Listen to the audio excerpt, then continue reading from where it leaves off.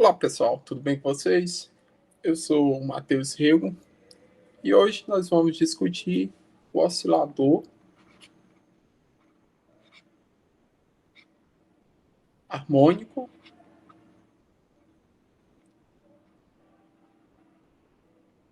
quântico.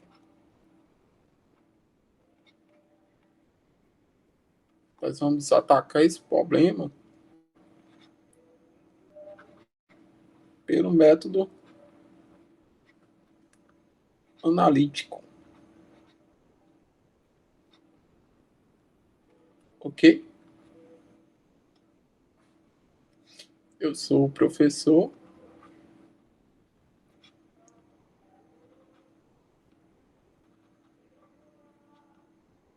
Matheus Rego. Quais são os objetivos da aula?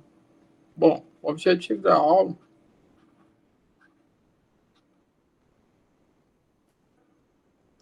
o objetivo é o seguinte: nós vamos transformar, né? Digamos, transformar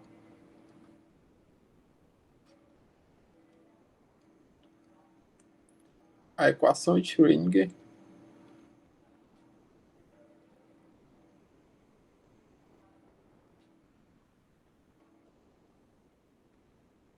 de certa forma na equação de Hermite, ok?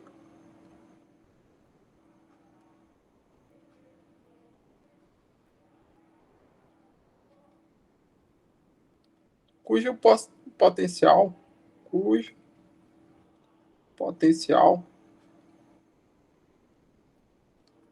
será do, do, do oscilador, ok? Harmônico.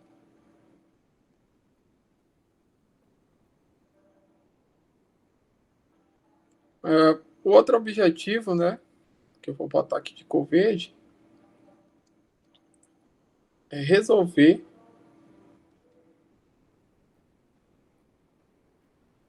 a equação de Hermite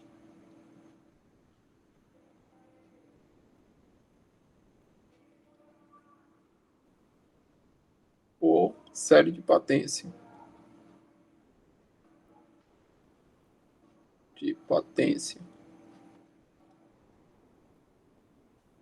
Ok. E qual é o outro objetivo? Obter os altos estados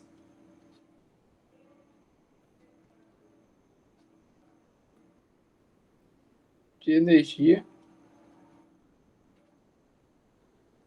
do oscilador.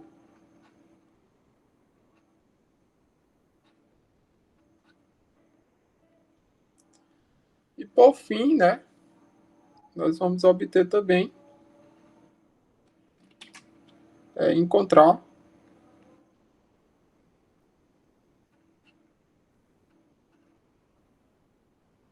as autofunções,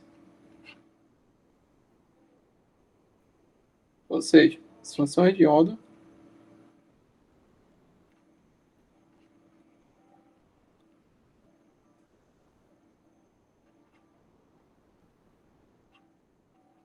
do oscilador harmônico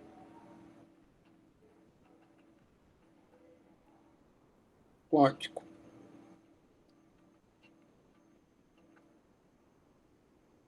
Ok? Provavelmente essa aula aqui vai ficar extensa e nós vamos possivelmente dividir o vídeo aí em várias partes e aí você vai acompanhando, ok? Certo. Então o que a gente vai fazer aqui? A gente vai lembrar, né, o que é o sistema massa-mola. O sistema massa-mola, digamos aqui, nós temos aqui uma parede e aqui temos uma mola e um bloco de massa M, né? Esse bloco tem massa M e a constante da mola é K. Então, podemos definir a frequência de oscilação aqui,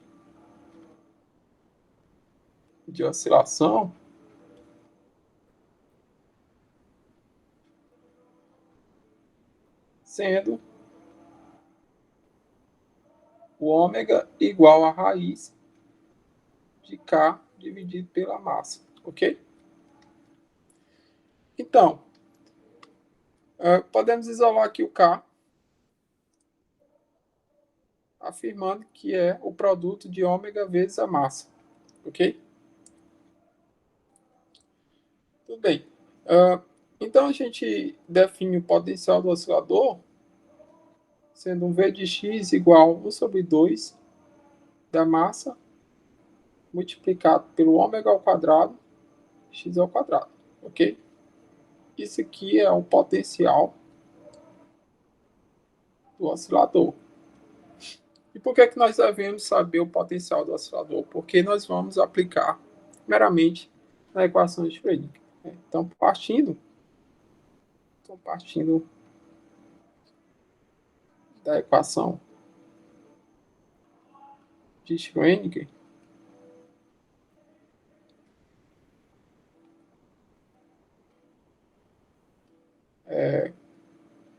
cujo potencial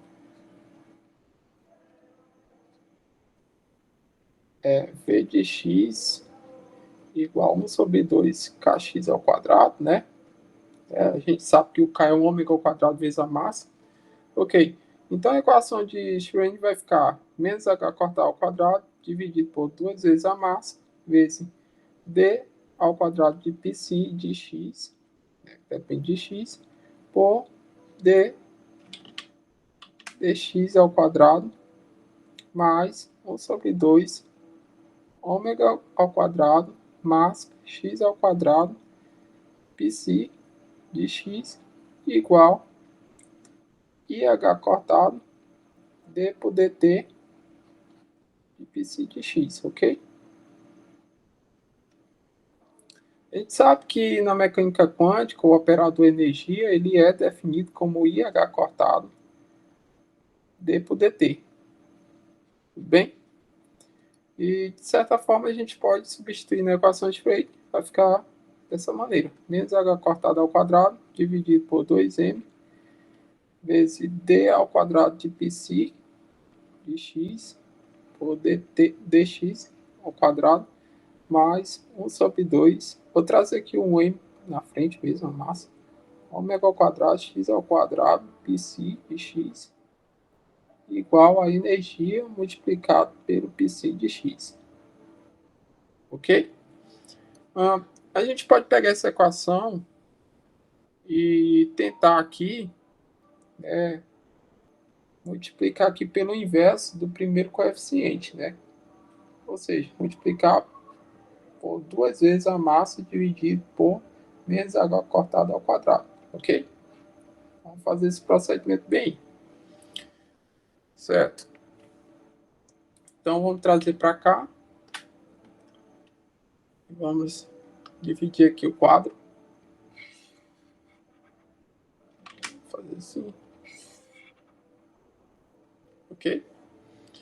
Então, dividindo aqui o quadro e fazendo essa operação aqui embaixo, nós temos o quê? Esse primeiro termo dividido por esse dá 1. Então, vai ficar d ao quadrado de πc de x por dx ao quadrado. Aí aqui nós temos menos, mais com menos dá menos. 1 sobre 2 multiplicar por 2 vai embora. Então, m vezes m dá m ao quadrado. Aqui fica ômega ao quadrado. Fica x ao quadrado dividido por h cortado ao quadrado, ok? Vezes o πc de x igual aí você multiplica, né? A última parcela com o termo que você está multiplicando. Ou seja, menos 2 vezes a massa da energia dividido por h cortado ao quadrado πc de x. Ok? Aí você vai trazer esse segundo, o termo do segundo membro para o primeiro membro. Portanto, você vai ter esse aqui, d ao quadrado de π de x por dx ao quadrado menos m ao quadrado, ômega ao quadrado, dividido por h cortado ao quadrado, x ao quadrado multiplicado por π de x, mais 2 vezes a massa vezes a energia, dividido por h cortado ao quadrado, π de x igual a zero, ok? Bom, você pode botar aqui em fator comum meramente o π de x. Veja que a gente vai fazer isso agora. Ou seja, d ao quadrado de π de x por dx ao quadrado mais 2 vezes a massa da energia dividido por h cortado ao quadrado menos a massa ao quadrado, ômega ao quadrado, dividido por h cortado ao quadrado vezes x ao quadrado multiplicado por π de x é igual a zero, ok? Nós podemos agora atribuir algumas constantes aqui. Por exemplo, se eu afirmar que o alfa ele é a massa vezes ômega dividido por h, né, cortado, constante de Planck reduzida. Se eu aplicar o quadrado aqui em amplas partes, nós podemos depois substituir na equação, né? Da mesma maneira, se eu, por exemplo, atribuir aqui um gama, sendo 2 vezes a massa vezes a energia dividido por h cortado ao quadrado, ok? Nós vamos fazer essa substituição agora na equação de Schrödinger aqui em cima, né? Portanto, vai ficar o quê? d ao quadrado de π de x por dx ao quadrado mais 2 vezes a massa de energia dividido por h cortado ao quadrado, eu chamei de quem? De gama, menos alfa ao quadrado vezes x ao quadrado, π de x igual a zero. Né? Deixa eu ajeitar esse zero aqui. Ok. Bom, nós podemos também reduzir mais essa equação diferencial afirmando um epsilon igual a raiz de alfa, ok? Multiplicado por x. Né? Bom, se você quiser trocar uma variável da sua equação diferencial, você também tem que trocar o fator de derivação, né? Que no caso aqui é em relação a x, né? Então, o que eu quero dizer é que você vai trocar esse π de x para uma π de epsilon, ok? Porque você está trocando uma variável pela outra. Né? Então, essa equação diferencial ela vai modificar inteiramente, né? Inclusive as suas derivadas. Né? A primeira derivada de x ela também vai passar a ser uma primeira derivada em relação agora a epsilon. Né? Da mesma forma, a segunda derivada, né? De x, ela vai passar a ser o quê? Um π em relação agora a epsilon. Né? E como é que a gente faz esse procedimento, né? Bom, a gente vai ter que aplicar aqui a regra da cadeia, né? Então, vamos aqui novamente cortar aqui o quadro. E vamos lá, né? Vamos lá. O que a gente vai fazer aqui? Nós temos aqui o dπ de x em relação a dx. Nós podemos aplicar a regra cadeia afirmando um d de epsilon por d de x multiplicado aqui por dπ de x por d epsilon. Né? Esse dπ de x em relação a d epsilon, como nós estamos trocando, obviamente, o x pelo epsilon, então nós vamos fazer essa passagem aqui do π de x para o π de epsilon. Né? Então vai ficar da seguinte maneira. O d epsilon em relação a x, a gente pode tirar dessa relação bem aqui. Ó. Se a gente derivar o epsilon em relação a x, vai ficar a raiz de alfa. Né? Então aqui vai ficar a raiz de alfa, ok? Multiplicado E o dpsi, ele vai passar agora o seu dpsi de epsilon, porque agora está derivando em relação a epsilon, ok? Não faz sentido eu derivar uma função de x em relação a epsilon se dentro de x não tiver o epsilon, né? Então você pode tirar dessa relação aqui que o epsilon ele tem uma forte ligação com x, né? Ele tem basicamente a mesma dimensionalidade de x, né? Que é posição, ok? Então, se eu quiser agora calcular a segunda derivada, né? Nós vamos também aplicar a regra da cadeia, né? Podemos fazer um d epsilon ao quadrado dividido por d x ao quadrado vezes um d psi. Um d ao quadrado de psi de x por d epsilon ao quadrado, ok? Isso aqui eu posso reescrever afirmando que é meramente o produto, né? D epsilon por dx multiplicado por d psi por d epsilon. Como agora está em relação a epsilon, nós podemos trocar aqui sem sombra de dúvida. Multiplicado por quem? Pela mesma parcela, né? Um d. Vamos aqui só reescrever vezes d psi de epsilon dividido por d epsilon. Isso aqui meramente vai ser o quê? Um d epsilon dividido por dx vezes um d psi de epsilon dividido por d epsilon ao quadrado, né? Isso vai ser quem? A gente acabou de calcular ele aqui, ó. Vai ser a raiz de alfa, né? Raiz de alfa vezes um d psi de epsilon por d epsilon. Isso ao quadrado, ok? E aí basta você calcular agora quem é a raiz de alfa ao quadrado, é o próprio alfa. E quem é d psi de epsilon dividido por d epsilon é quem ao quadrado? É o d ao quadrado de psi de epsilon por d epsilon ao quadrado, né? Então vocês têm bastante cuidado com essa questão aqui de derivadas ao quadrado, né? Você tem que fazer essa regrinha. A distribuição sempre vai ocorrer dessa seguinte forma. Fica d ao quadrado de psi de epsilon dividido por d epsilon ao quadrado, né? Ok? Certo. Bom, agora a gente vai retornar a equação diferencial. Que equação diferencial, professor? Essa daqui, ó. A gente vai aplicar nessa equação diferencial que a gente acabou de calcular. Ok?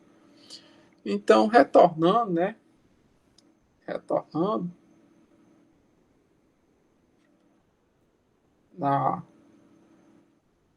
ETO, que é a equação diferencial ordinária, que está em relação a QX, muito bem, a gente vai substituir, né? E nós vamos ter essa seguinte equação aqui, né?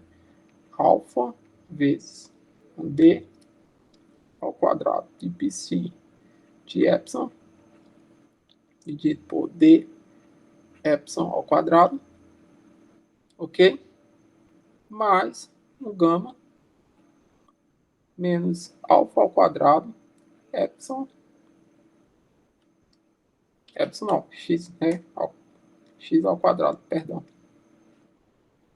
Psi de x, a gente afirmou quem? Psi de x é o próprio, tá bem aqui, ó, psi de epsilon igual a zero. É claro que esse alfa ao quadrado, x ao quadrado, nós vamos dividir esse termo todo aqui por alfa, né? Ele vai reduzir. Vamos multiplicar pelo inverso dele, ó, inverso de alfa. Ok? Então vai ficar como? Vai ficar. Deixa eu trazer para cá, que eu estou ficando sem espaço. Acho que aqui da cá vai ficar o quê? D ao quadrado de psi de epsilon por d epsilon ao quadrado mais gama dividido por alfa menos alfa ao quadrado dividido por alfa dá alfa x ao quadrado π de epsilon igual a zero. Bem,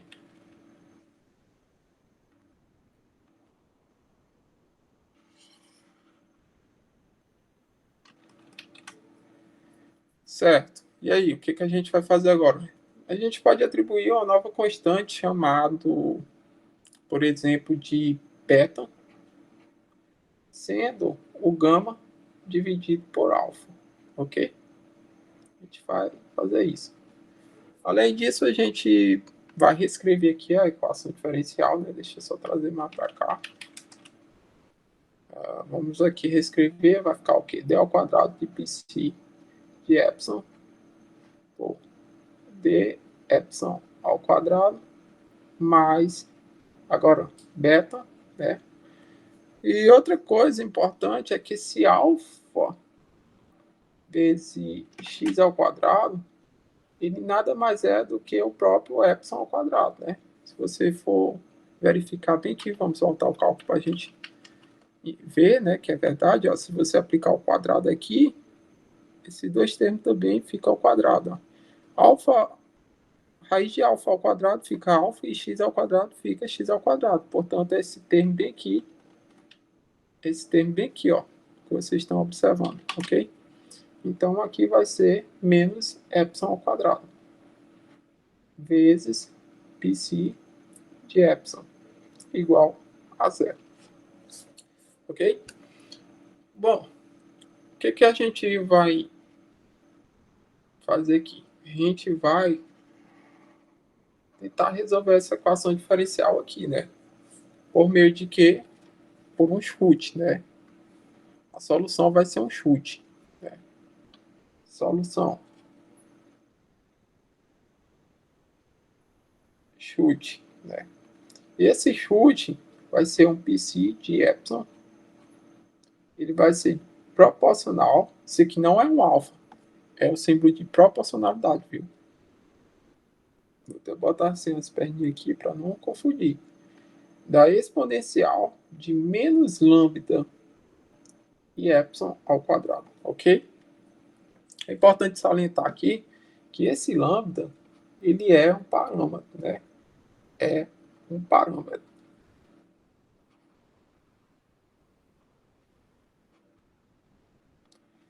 Quando você estuda alguns problemas na mecânica quântica usando o princípio variacional, você vai ver que algumas soluções de algum problema é bastante conhecida em termos de exponenciais, conhecido como funções tentativas, né?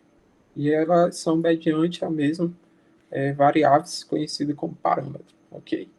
Então, aqui nós temos um chute, vamos aplicar, né? É claro que eu tenho que fazer as derivadas dela. Então, a primeira derivada é o quê? Então, vai cair aqui o negativo, de menos lambda, um epsilon e um 2, né? Então, vou botar esse 2 aqui na frente. E aí, a própria exponencial, né? A derivada de uma exponencial é ela mesma, né? E a segunda derivada,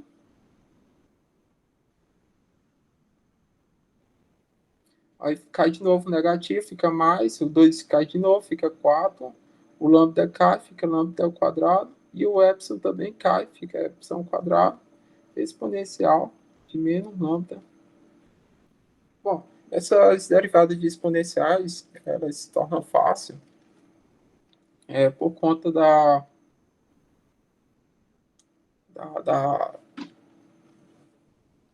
de várias vezes que você faz, né? E aí aqui tem também a questão da regra do produto, né? Porque bem que também você está derivando em epsilon, né? Então vamos botar mais, né? Mais a derivada do epsilon, né? Que no caso aqui seria menos, né? Menos 2 vezes lambda. A derivada de epsilon dá 1 multiplicado pela exponencial de menos lambda epsilon ao quadrado, né? Então isso aqui eu posso reescrever, né? A gente pode reescrever aqui como sendo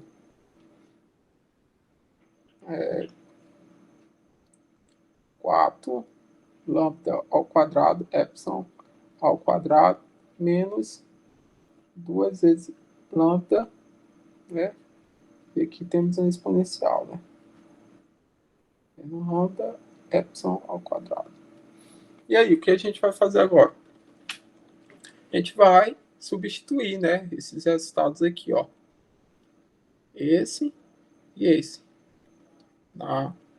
Substituir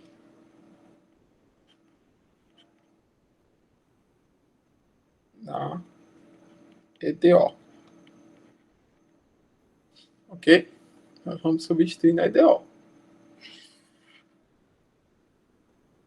Então, beleza. Substituindo, vai ficar o quê? Esse primeiro termo aqui, 4 lambda ao quadrado, epsilon ao quadrado, menos 2 vezes lambda, mais beta, ok? Menos epsilon ao quadrado. Esse aqui tudo, né? Já estou botando aqui como fator comum a exponencial de menos lambda epsilon ao quadrado igual a zero. Ok? A gente sabe que para todos valores de epsilon e lambda, né, os menores valores que o lambda e o epsilon assumir, por exemplo, zero, a exponencial de menos lambda de epsilon ao quadrado é diferente de zero, né? Dá 1, né? Por exemplo, se o lambda for zero, fica exponencial de zero, dá 1. Se o epsilon for zero, fica exponencial de zero, dá 1, e não zero, né? Portanto, a gente pode assegurar que esse termo aqui, ele não é zero, né? Ele dá 1. Portanto, esse termo aqui, que eu vou grifar aqui para vocês, é ele que vai dar zero, né? Então, vamos escrever aqui, ó, 4 lambda ao quadrado, epsilon quadrado, menos 2 vezes lambda, mais beta, menos epsilon ao quadrado, igual a zero, né? E vamos dividir esse termo aqui todo. Então, vamos dividir ele por 1 sobre 4 epsilon ao quadrado. Por que a gente vai fazer isso? Porque a gente quer deixar o lambda ao quadrado sozinho, né? Então, vamos lá. Vai ficar o quê? Lambda ao quadrado menos 2 vezes lambda, 4 lambda. 4 epsilon ao quadrado, perdão. Mais beta dividido por 4 epsilon ao quadrado, menos epsilon ao quadrado dividido por epsilon ao quadrado dá 1, né? Então fica 1 sobre 4, ok? Igual a zero. A gente sabe que lá no estudo do oscilador, as funções de ondas, por exemplo, deixa eu fazer aqui um gráfico para vocês, observa esse comportamento. Por exemplo, nós temos aqui o eixo x, deixa eu escrever bonitinho, x e aqui y, né? O x ele vai ser propriamente o epsilon, que a gente trocou de variável, e o eixo y seria o v de x, de epsilon no caso, né? Tá fazendo papel de x. E a gente sabe que o oscilador ele tem basicamente esse formato aqui, né? Ó. Potencial do oscilador, que é o v de x, de epsilon, perdão, que a gente trocou, né? Ele vai ter esse formato aqui, né? 1 sobre 2k x ao quadrado, né? Vou deixar x mesmo, não tem problema. E o k é o ômega ao quadrado vezes a massa, né? Então, nós temos 1 sobre 2 da massa, ômega ao quadrado vezes x ao quadrado, certo? Beleza. A gente sabe também que quando a função de onda ela tende por mais e por menos infinito da abscissa, né? No caso aqui seria o epsilon tendendo por menos infinito, e aqui já seria o epsilon tendendo a mais infinito. A gente sabe que a função de onda ela tem que ter esse comportamento, né? Ou seja, o psi de epsilon aqui tem que dar zero. Da mesma forma que o psi de epsilon aqui tem que dar quanto? Zero. As funções de onda ela tem que zerar quando o epsilon ele tende por menos ou por mais infinito, ok? Agora, se você quiser analisar o comportamento aqui dentro, aqui dentro acontecem oscilações. Agora, fora do potencial, aí já acontece outra coisa, né? Então, aqui acontecem oscilações, ó. Não importa o que aconteça aqui dentro, não. São as funções de ondas. Mas ela tem que respeitar essa condição aqui, que fora do potencial ela assume esse seguinte comportamento, que é uma característica de condição de contorno, né? É claro que aqui está um pouco torto. Deixa eu tentar aqui melhorar aqui.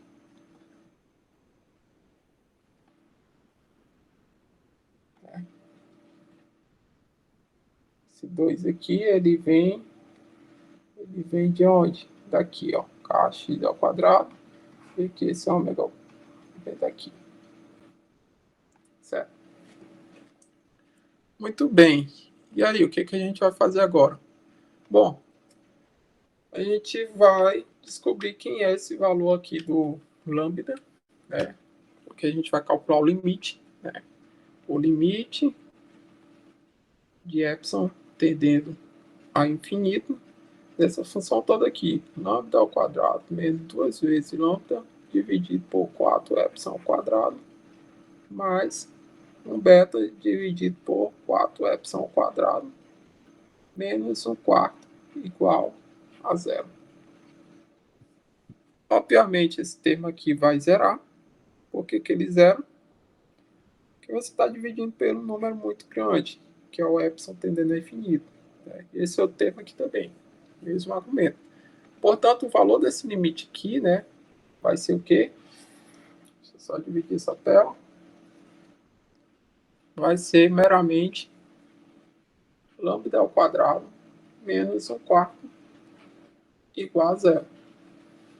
Portanto, o lambda aqui ele vai ser mais ou menos a raiz de 1/4. Ou seja, nós vamos ter dois valores de lambda, né? 1 sobre 2 positivo e menos 1 sobre 2. Agora aqui nós vamos entrar em outra discussão. A gente sabe que a função de onda, quando a gente calcular o limite de psi, de epsilon, né, e esse epsilon ele tender, esse epsilon aqui tender a mais ou menos infinito, isso tem que dar zero, né? A gente já discutiu bem aqui no gráfico. As perninhas dela tem que tender a zero, né? Quando vai por mais e por menos infinito. Ok?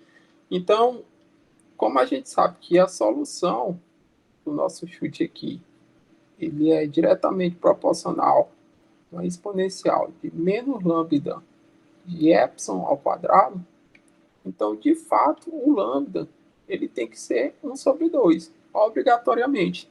Porque se você escolher o lambda sendo menos 1 sobre 2, essa função de onda ela não vai ter essas características aqui de condição de contorno. As perninhas dela não vai tender a zero quando o epsilon tender ao infinito, ok? Então, lambda tem que ser obrigatoriamente 1 sobre 2. Portanto, nossa solução ela vai ter esse seguinte cara aqui, né?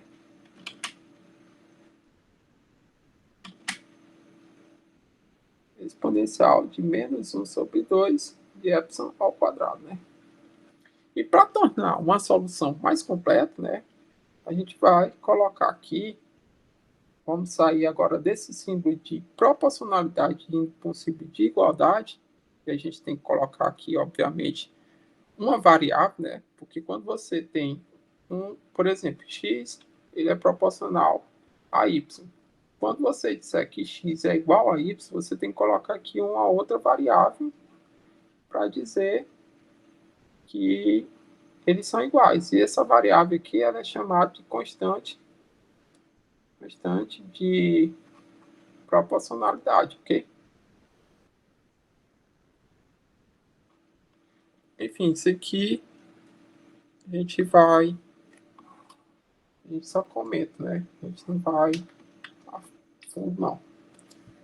Mas o que eu quero dizer para vocês é que quando eu sair de proporcionalidade e for para igualdade, eu tenho que colocar alguma variável aqui que faça esse processo de proporcionalidade. Que no caso aqui, adiantando, seria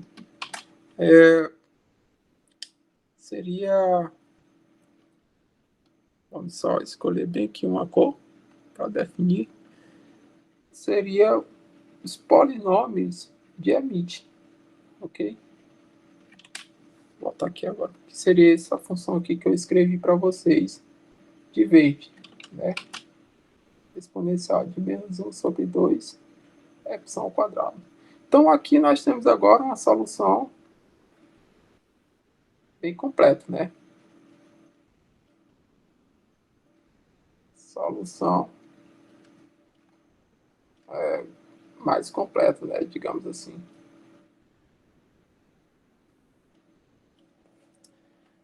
E o que a gente vai fazer agora? A gente vai derivar essa função aqui várias vezes. Vamos derivar a primeira e a segunda vez. A segunda derivada vai ocorrer um pouco de mais cálculo. Mas vamos lá. Se a gente derivar aqui uma vez, né, em relação a epsilon, né, nós temos que... Aí vai ter a regra do produto, porque essa função, que é o polinômio de Hermite, depende de epsilon. Né, como você está vendo, h dependente de epsilon. O epsilon está dentro do h, né, da função h. Então, a gente vai aplicar aqui a regra do produto. Então, deriva o primeiro e conserva o segundo, menos 1 sobre 2 epsilon ao quadrado. Aí você agora conserva o primeiro e deriva o segundo. Mas a derivada do segundo cai o sinal negativo, né? Portanto, aqui fica menos, conserva o primeiro. E aí cai, né? O 2 cai com... vai embora com 2, então fica aqui um epsilon, né? Vezes a exponencial de menos 1 sobre 2 epsilon ao quadrado, ok? E aí você pode botar aqui fator comum, não tem problema. H, aqui é uma derivada, menos H de epsilon vezes o epsilon, vezes a exponencial de menos 1 sobre 2 epsilon ao quadrado, ok? Agora vamos fazer a segunda derivada, né? A segunda derivada aqui, a gente pode também aproveitar a primeira derivada para ser mais rápido, né? Então, a gente derivando aqui, vamos derivar aqui, deriva a primeira, né, que já tem uma derivada, então vai ser duas derivadas, ok?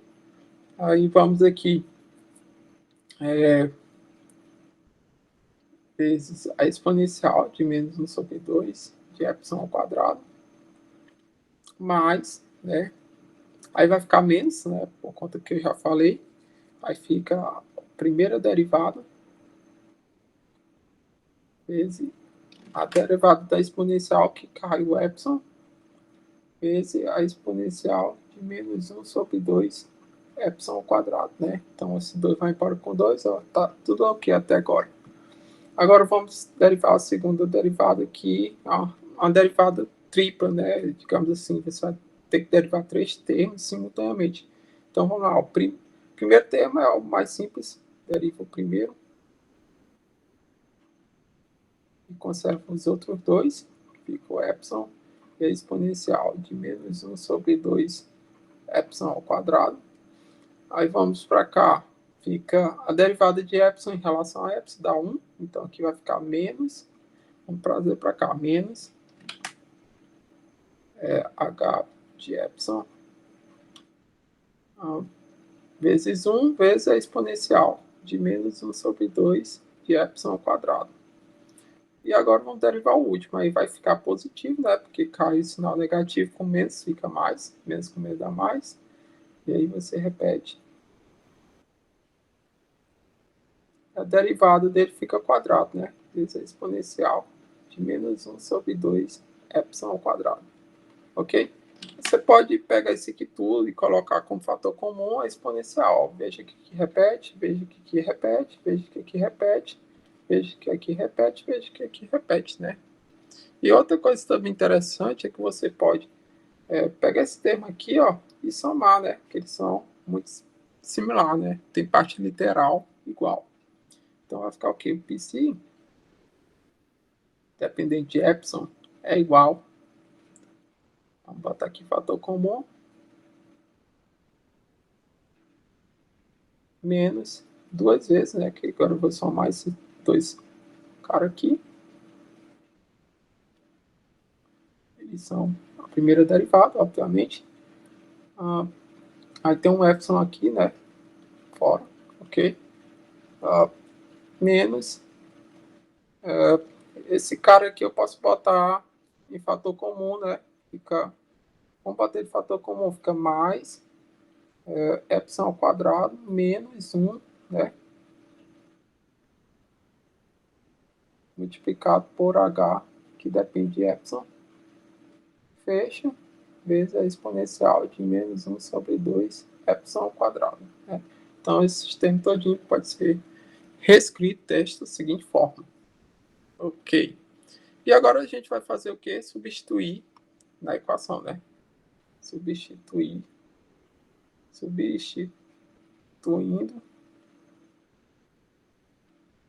na EDO, né? Então, vamos pescar aqui a EDO. Cadê a EDO? Tá um pouquinho atrás. Olha aqui a EDO. D ao quadrado de π de epsilon dividido por d epsilon ao quadrado mais beta menos epsilon ao quadrado vezes π de epsilon. Então vamos substituir nela.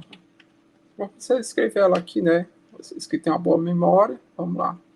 D ao quadrado de π de epsilon por d epsilon ao quadrado mais um beta menos um epsilon ao quadrado vezes π de epsilon igual a zero. Aí veja só, você vai substituir tanto esse termo aqui, perdão, tanto esse daqui, que é a solução que a gente colocou, né, a solução mais completa, e como esse último aqui, né? Em vista que a equação diferencial ela só tem esses dois termos, ok? Então, é só botar aqui. Certo, então vamos lá. Vamos fazer logo isso aqui. Então, substituindo aqui, nós vamos pegar essa expressão toda e vamos lá, substituir. Vai ficar o quê? H depende de epsilon menos duas vezes h, que depende de epsilon da primeira derivada, vezes epsilon, mais epsilon ao quadrado menos 1, multiplicado por h, que depende de epsilon. Isso aqui todo multiplicado por quem? Pela exponencial de menos 1 sobre 2, que tem menos, né? Epsilon ao quadrado. E agora mais um beta menos um epsilon ao quadrado vezes a própria solução do problema, que é um h de epsilon multiplicado pela exponencial de menos 1 sobre 2 epsilon ao quadrado igual a zero, ok? Nossa, extremamente grande, né? Ok, essa minha reta aqui está ficando torta. Vamos tentar corrigir agora.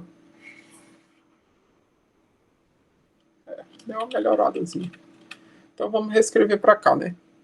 Vamos aqui reescrever o quê? Olha só, eu posso colocar esses exponenciais aqui, ó, em fator comum, e depois a gente vai ver que ela não pode dar zero, né? Porque o menor valor que o epsilon pode assumir é zero, e elevado a zero não dá zero, dá 1, né? Então, nós podemos afirmar isso, que h menos, só estou reescrevendo, né? H de epsilon vezes epsilon mais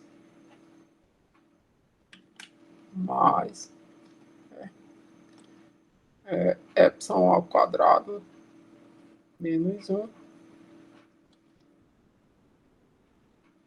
h de epsilon, trazer para cá, ok? ok? Mais um beta menos uma epsilon ao quadrado multiplicado por h de epsilon. Isso tudo multiplicado pela exponencial de menos 1 sobre 2 epsilon ao quadrado igual a zero. Muito bem, a gente sabe que essa exponencial aqui de menos 1 sobre 2 de epsilon ao quadrado, ela nunca vai dar zero. O menor valor que o epsilon assume é zero, e elevado a zero não dá zero, dá 1. Ok? E outra coisa que a gente pode fazer também é cancelar esses termos aqui, ó. Esse termo aqui, epsilon multiplicado por h de epsilon, nós temos aqui ele negativo, ó. Então eles vão embora, né? Esse termo aqui vai embora com esse termo aqui multiplicado com esse, ok? Então a equação ela vai se reduzir para essa, né? A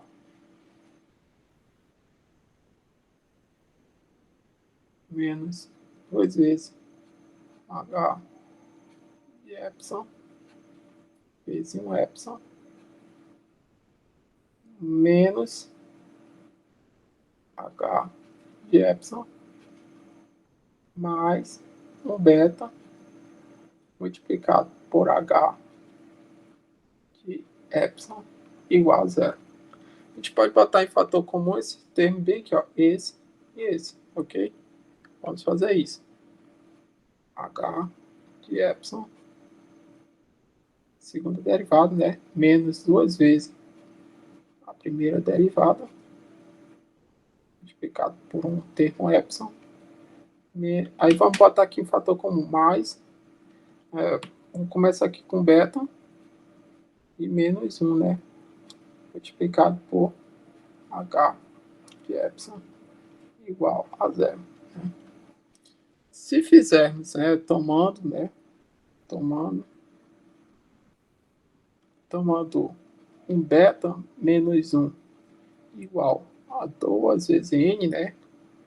Onde esse n aqui ele pode pertencer aqui aos números inteiros, né?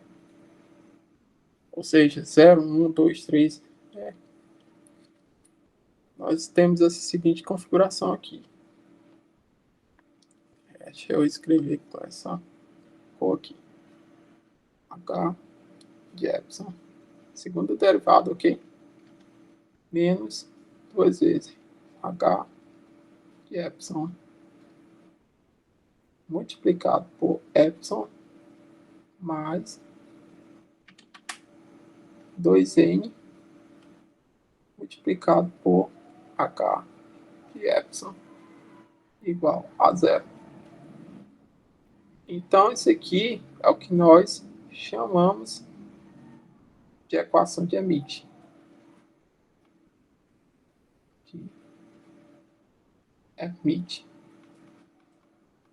Né?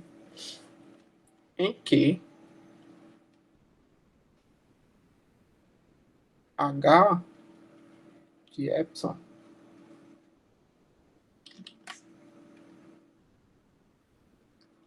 em que o h de epsilon é o que? É o polinômio, né?